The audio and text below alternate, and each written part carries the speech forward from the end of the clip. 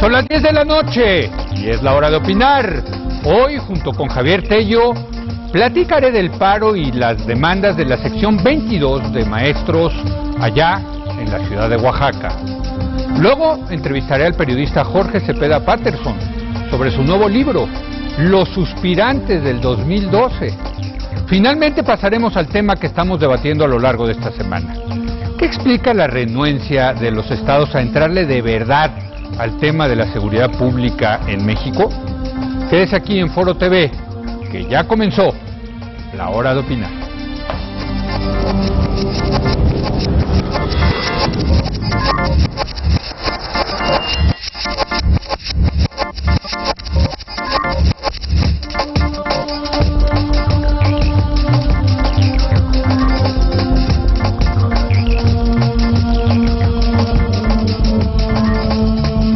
Buenas noches.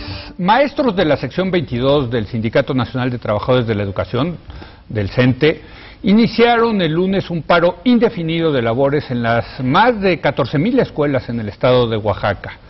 La sección 22 ha presentado un pliego petitorio de 80 demandas. Muchas de ellas tienen que ver con la lucha legítima de los trabajadores por mejorar sus condiciones de trabajo. Ahí está, por ejemplo, la exigencia de que algunos docentes cambien de zona para incrementar su salario o que se regularicen miles de maestros que hoy cobran por honorarios. El gobierno oaxaqueño afirma que les ha ofrecido más de 1,500 millones de pesos para tal efecto, pero la dirigencia de la 22 argumenta que solo les han prometido la mitad de lo que ellos están pidiendo. Pero más allá de los dineros, que siempre son muy importantes en estas negociaciones, hay otras demandas más políticas que económicas. Algunas de ellas están dentro de las facultades del gobernador Gabino Cue, por ejemplo, que el gobierno cancele los módulos de afiliación de su competidora de la 22, es decir, la sección 59, o el castigo de Ulises Ruiz, el exgobernador, por los actos cometidos durante el conflicto del 2006. También los maestros piden la remoción de 3 funcionarios públicos del gabinete de Gabino Cue, Irma Piñeiro, la secretaria de la Secretaría de Gobierno, Bernardo Vázquez Colmenares del Instituto Estatal de Educación Pública y Marco Tulio López de la Secretaría de Seguridad Pública. Sin embargo, otras de las exigencias de los maestros están claramente fuera del alcance de Gabino Cue al encontrarse en la esfera de lo nacional. La sección 22, por ejemplo, exige la anulación de la Alianza por la Calidad Educativa, que se elimine la ley del ISSSTE o las reformas estructurales y la reforma laboral que ellos consideran agresiones a la clase trabajadora. Estas ya son demandas de un movimiento político, me parece que bastante radical, y no por nada el Ejército Popular Revolucionario, el EPR, la guerrilla más importante de México, pues está apoyando la lucha de lo que denomina ellos los maestros democráticos. Mientras tanto, los maestros ya se instalaron en alrededor de 40 cuadras del centro histórico de la ciudad de Oaxaca, donde permanecerán hasta que sus demandas sean satisfechas. Javier Tello, muy buenas noches. Leo, buenas noches. Año tras año, la misma historia, plantones, suspensión de labores, se quedan sin clases 1,300,000 niños sin clases en Oaxaca. La diferencia es que ahora no está Ulises Ruiz o el supuesto gobierno autoritario de Ulises Ruiz, sino que enfrente está el supuesto gobierno democratizador de Gabino Cue.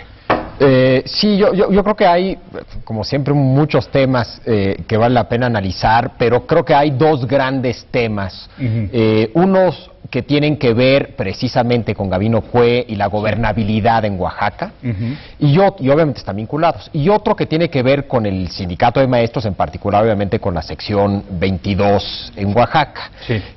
Y creo que ambos son temas interesantes y creo que vale la pena decir algunas cosas de los dos. Te propongo, si te parece, entrarle al tema de los sindicatos, porque a mí me parece muy interesante la discusión de qué debe de pedir un sindicato. Sí. ¿No? O sea, yo creo que sí hay demandas claramente que entran en lo que se espera de un sindicato. Sí. Pero hay otras demandas que francamente suenan más a un movimiento político. Yo, fíjate que ahí no estoy de acuerdo. Yo no creo que, o sea, no para defender a la sección 22 ni a sus demandas, pero sí creo que la manera de decir si es legítimo o no legítimo lo que está haciendo este sindicato no es en función de qué pide o no pide. Siento que en abstracto este tipo de peticiones son válidas en un sindicato. Y la razón que se vuelven no válidas o ilegítimas es que en ciertos contextos no se vale hacer ese tipo de peticiones. Al negociar el salario con una empresa, un sindicato, desde mi punto de vista, no es que no sea válido, no hace sentido pedir la remoción de un miembro del gabinete cuando está negociando. Es que eso es... No, pero aquí yo creo que, pero sí esas posturas políticas yo creo que son totalmente válidas en un sindicato. Pero a ver, déjame llevarlo al terreno de lo más absurdo. Sí. O sea, tú estás por un lado negociando más dinero, más prestaciones, para eso están los sindicatos. Uno se junta a un sindicato para eso, pero más allá de eso, imaginemos que piden, porque yo sí leí las 80 demandas y sí hay unas cosas que dices, bueno, caray, qué cosa, ¿no? Que gane la selección mexicana el próximo exacto, mundial. O, a ver, que renuncie el Papa a la infabilidad de la Iglesia Católica.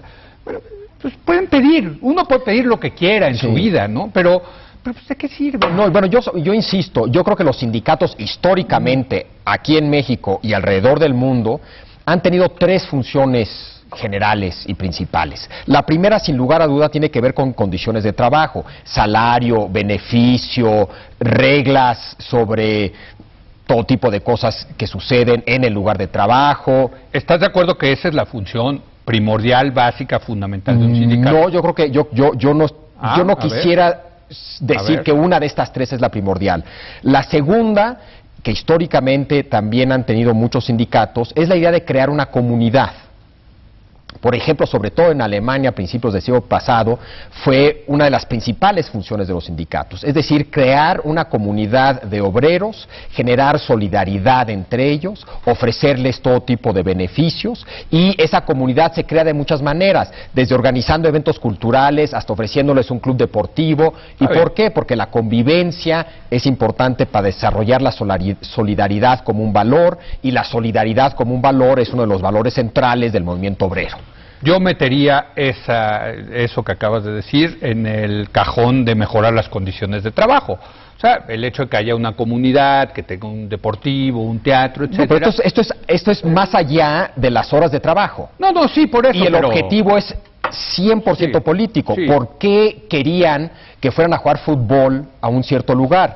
No para que fueran sanos, sino para que se generara solidaridad. ¿Para qué? Sí, para que cuando llegara el momento de tomar el poder hubiera esa solidaridad y reemplazara ese valor solidario al individualismo liberal. Pero incluso yo te diría, a los empresarios les conviene que haya esa solidaridad porque podría ayudar, digamos, en cierto contexto a una mayor productividad laboral, etcétera. Bueno, de eso no tengo la menor duda. Yo creo que los sindicatos son muy importantes. Y la tercera actividad que han tenido, fundamental, que han tenido los sindicatos a lo largo de la historia, es 100% política. Más o menos en unos países, en otros, en ciertos momentos. Pero de muchas maneras, desde financiar a un candidato, a financiar un partido, a formar parte de un partido, a participar en manifestaciones a favor o en contra de ciertas políticas, de miles de maneras. Si uno piensa qué fue una de las variables clave para que se lograra el sufragio universal en Europa, fue el movimiento obrero. ¿Qué más político que eso? No, bueno, a ver, yo no estoy diciendo que los sindicatos es un fenómeno fundamentalmente No, pero esto es una político. actividad totalmente fuera del ámbito de trabajo, que no tiene nada que ver con el trabajo. Pero una vez más, o sea, ¿por qué? Tiene que ver con el voto. Ok, se organizan políticamente para defender y avanzar los intereses de la clase trabajadora como clase trabajadora. ¿Estamos de acuerdo? Ah, ok, pero ya si los intereses incluyen la transición al socialismo, a ver, entonces ya ahí es donde empezamos con, a ver, yo no tengo problemas de que los sindicatos tengan algo que decir, y muy importante en el tema de la reforma laboral. Y en muchos temas. ¿Por qué en el del gabinete del gobernador Gabino Cue? A ver, estamos aquí hablando de un gobierno electo democráticamente. Yo no estoy diciendo que tienen razón o que es legítima su petición. ¿Por qué tienen algo que decir sobre quién es el encargado de la educación en Oaxaca? Yo creo que sí tienen algo que decir sobre quién es el encargado de la educación en Oaxaca. Oye, pero imagínate que el sindicato, vamos a poner aquí que el sindicato de Televisa dijera, oiga, ¿sabe qué? Ya no nos gustó el vicepresidente de noticieros de Televisa, sáquenlo a Leopoldo Lo único que Gómez. estoy diciendo es que es una opinión más, No, pero esto es una demanda. Yo si no quitan a fulanito de tal, no voy a trabajar. Yo no creo que eso es lo que realmente están buscando. Yo creo que es una demanda. Ahí está el pliego petitorio, Javier. A ver, Leo, ¿tú crees que no se van a ir a menos que quiten esos secretarios? No lo sé. Yo te digo que no, que si les dan la lana se van a ir. En fin, entonces es parte de un discurso. ¿Van a quedarse ahí hasta que se vayan esos secretarios? Claro que no. Igual que Javier Sicilia se sentará a negociar o a platicar con las autoridades, con el gobierno, aunque se quede Genaro García Luna ahí, aunque lo exigió. Entonces son demandas patito. No son demandas patito, son parte de un discurso político, parte de un proyecto político. En este caso, yo no estoy diciendo que las comparto, pero se me hace, igual que el Consejo Coordinador Empresarial, emite opiniones constantemente sobre si hizo bien un funcionario las cosas o no. Pero no están suspendiendo las actividades. A ver, insisto, aquí hay un paro laboral, hay 1.300.000 niños que no van a clase. Claro, si no hubiera habido un paro laboral, ¿no te molestaría que pidieran la destitución de un secretario? Desde luego que no.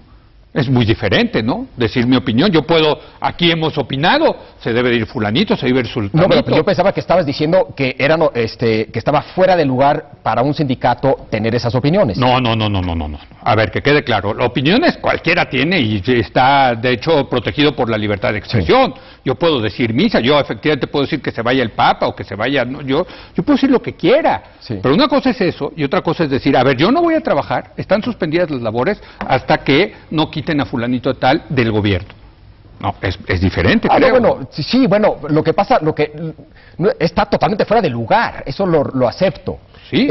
Pero no se me hace que esté fuera de lugar el discurso del que podría formar parte de ese tipo de peticiones u opiniones, como las quieras llamar. Bueno, yo creo que incluso le podrían sugerir al gobernador con respeto, en privado, en público, etcétera. Pero una cosa es eso y otra cosa es lo que está ocurriendo acá.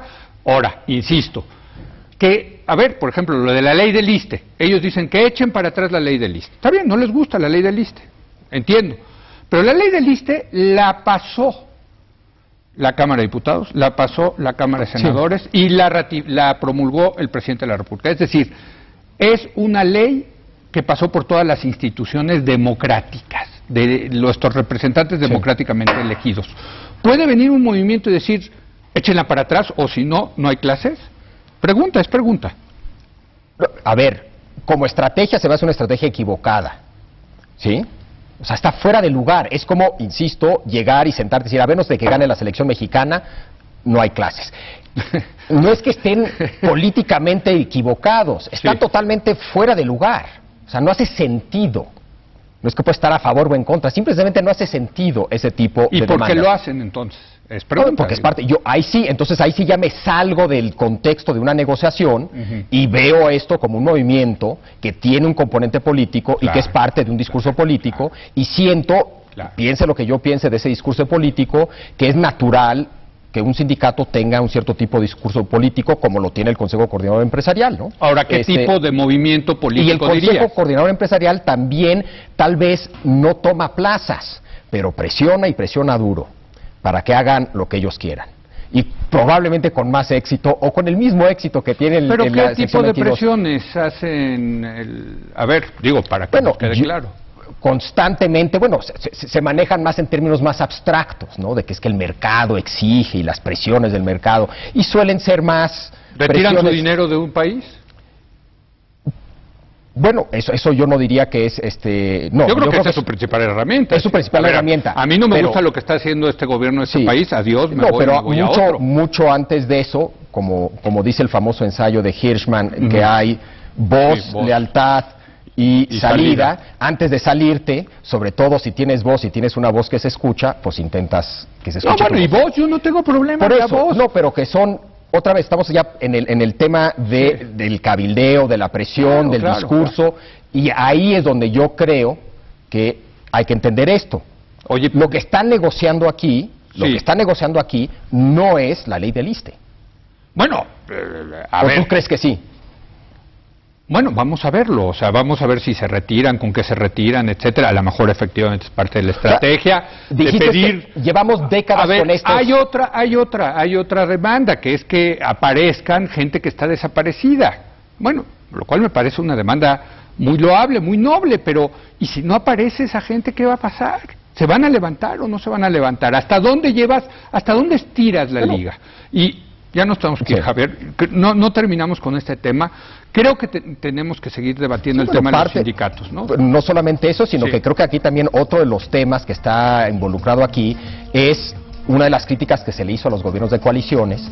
Llega este gobierno de coalición, y yo soy fan de Gabino Cue, yo creo que es un gran político, una persona de ideas, con proyecto, etcétera, pero me temo que va a tener que tomar partido. Es decir, ya no se puede gobernar con una coalición cuando la coalición incluye la sección 22 y al PAN, no es posible, tendrá que tomar partido. Y se ve que le está costando mucho trabajo. Yo lo he escuchado en unas entrevistas y se ve que está muy dividido. Pero nada más para terminar, ¿qué tipo de movimiento? Si es, ¿me equivoco al decir que es un movimiento de izquierda con tintes radicales?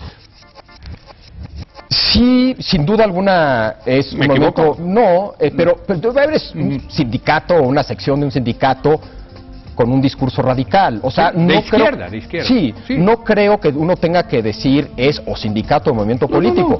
Hay van de la mano pero en muchos para países. Ponerlo analíticamente, o sea, ¿qué es? Es un sindicato muy politizado, hacia la izquierda radical. Sí. Sí, podríamos decir eso. Sí. Y que no nos dé miedo, digo, pues. Sí. Hacia una izquierda radical. Sí, bueno, ya. No, bueno. Ya lo tenemos que ya no podemos definirlo, pero vamos a seguir debatiendo el tema de los sindicatos. Sí, es un tema muy interesante en nuestro país. Gracias, Javier.